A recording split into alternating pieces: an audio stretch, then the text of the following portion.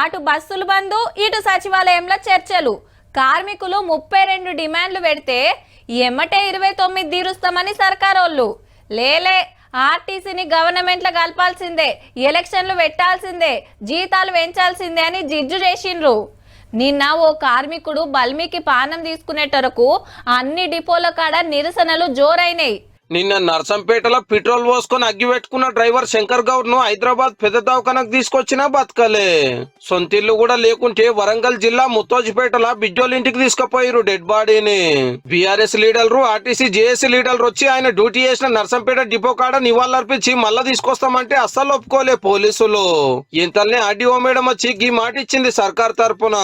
మన ప్రభుత్వం తరపున ఒక 10 లక్షల రూపాయలు, గౌరవ నర్సంపేట ఎమ్మెల్యే గారు కూడా ఒక 5 లక్షల రూపాయలు ఆర్టీసీ కార్పొరేషన్ లో వారి కుటుంబ సభ్యులకి ఒక ఉద్యోగము. ఇట్లా గడ్బడ్ జరంతా సల్ల పడ్డదో లేదో సెంటర్ మంత్రి బండి సంజయ్ సార్ వచ్చేండు.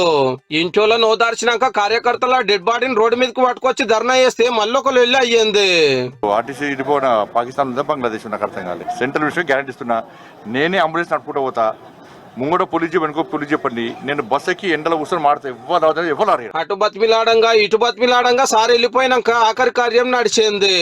తెలంగాణ అంతటా అన్ని డిపోల కాడ శంకర్ గౌడ్ కు నివాళులర్పించారు ఆర్టీసీ వాళ్ళంతా. డిమాండ్లు తీర్చాల్సిందేనని నిరసన ర్యాలీలు తీసిండ్రు.